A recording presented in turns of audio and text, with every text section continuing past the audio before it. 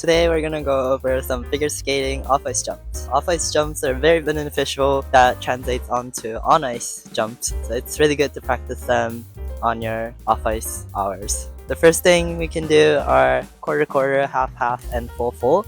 This is a very beginning way to start into off-ice jumping. So it looks like this.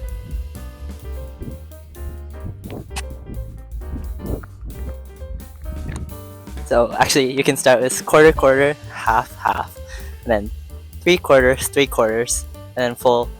For this exercise, I would say the most important thing is rhythm and trying to get your axis. So rather than making each jump a perfect jump, which is another way you can do, but for me, I think a good one is going quick and keeping a good rhythm, and then also maintaining your axis so you don't go like whoa and start losing your axis. Maintaining your axis is really important in jumping because your axis is what keeps you stable in the air.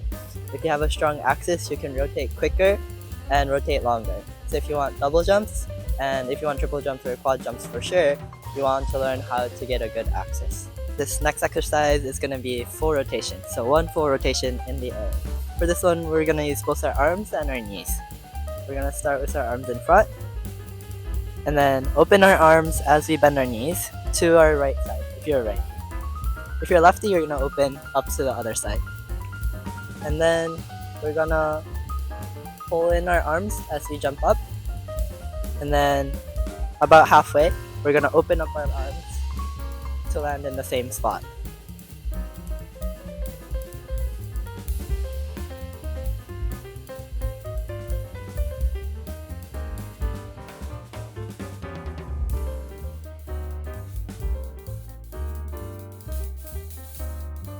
A good habit to make during this stage is keeping your head in the same position while you take off, a habit which I don't have. But here's a demonstration of how it would look.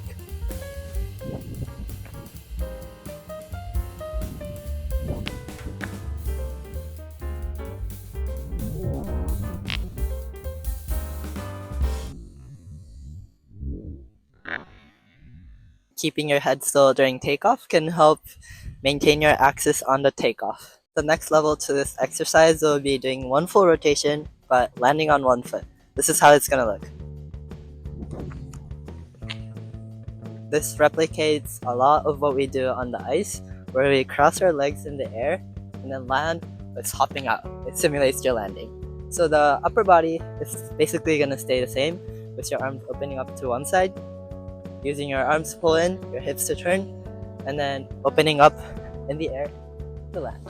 What's different is gonna be your legs. When you did a normal full rotation, you jumped up, maybe got your feet together, and then landed here, right?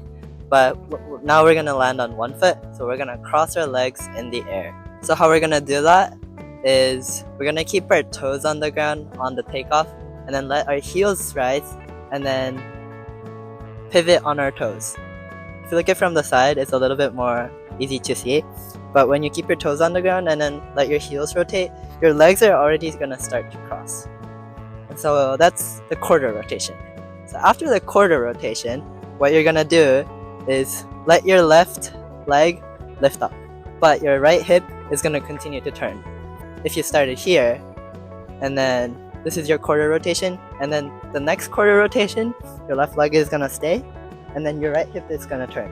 So what's gonna happen is that your left hip opens up a little bit, and then you get in this sort of a 4 position.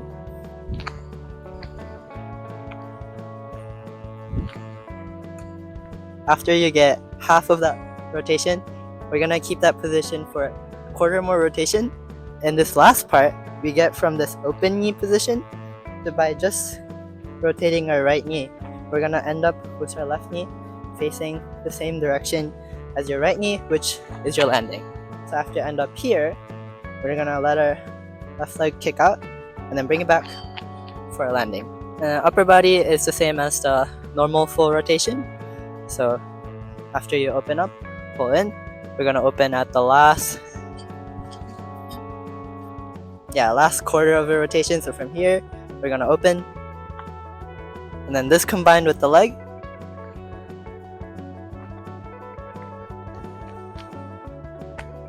you get that? So here's how it's gonna look. Also, you can do it with bending your knee right before your takeoff. So instead of going down and up, you can also go turn down and up. I do that, I think.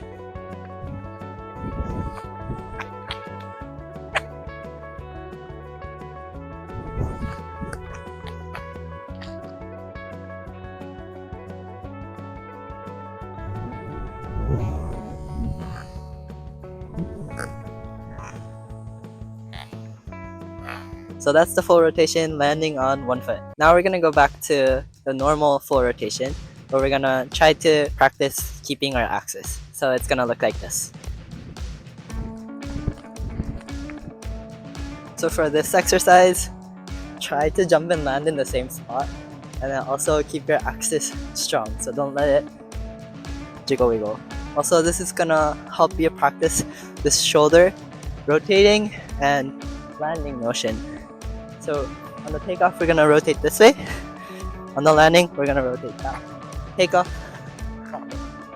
Takeoff, landing. Takeoff, landing. So this rotating motion is very important for both takeoff and landing. So this exercise combines that, and then try to challenges you so you can do that quickly and accurately, consistently.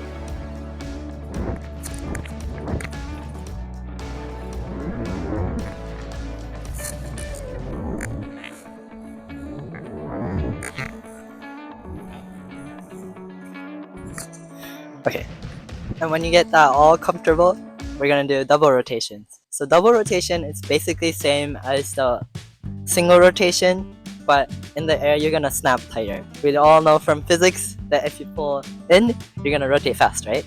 So that's the same thing. So the takeoff, the landing will be the exactly same, and then in the middle part, while you're in the air, instead of the 4 position, from here we're going to get into your tightest position. So there's a lot of ways you can do it, but I like to do from the 4 position. You just get your left leg down, and then kind of like your toes touch, and then if you can, try to like flex your right foot up so your left toe goes under your right foot. And then for arms, there's also a lot of ways, but you can pull them in like this. Some people do seatbelt. I guess that's basically what most people do. A good thing to do is that make sure when you pull in, it's really square and you're not pulling in one side or the other. Try to push more left than your right. This is how my coach has taught me. If you push to your left, you can get more torque on the takeoff. And if you're here, you can use more of that base to snap back on your landing. So that's why I try to aim for left more than right. And yeah, so basically you get to this 4 halfway, you snap, and then you're gonna rotate for 1 1/4, and then land, and then check out. For the landing, for the single, it was okay if you just opened up here, but for the double and more rotations, I think it'll help if you bend your arms a little bit more and then keep it more in line. So instead of this, it's gonna be more like, so with the legs, it's gonna be like, this way you can effectively stop your rotation that's going this way, and then land more stable. Okay, now let's get to the double rotation. Oh, and then for double rotation, it helps if you swing your arms and get a rhythm. That way you can get more power too.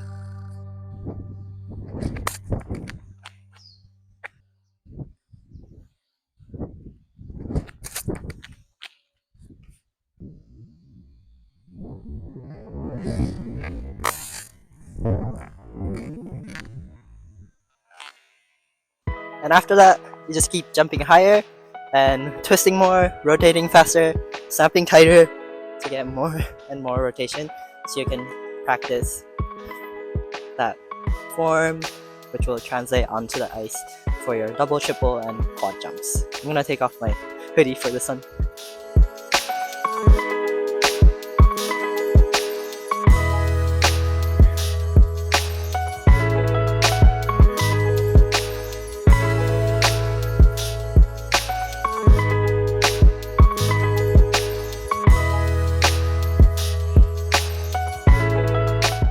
And that is basically how you do rotational off-ice jumps for figure skating. There's also many other exercises, one of which is like sticking your landing. This helps with your stabilizing your knee for your landing. It'll also work your muscles in your feet so you can land anytime you have a little bit of a wiggle. You can fix it with a stable. So that's another exercise. You can also do arms up for people who jump arms up, and then you can do various entries like hopping forward and then jumping, and many others. For off-ice jumps, you can also do each of the figure skating jump off the ice, like axel, and then saka, toe loop, loop, flip, flops. There's also variations for that. I guess I can show you.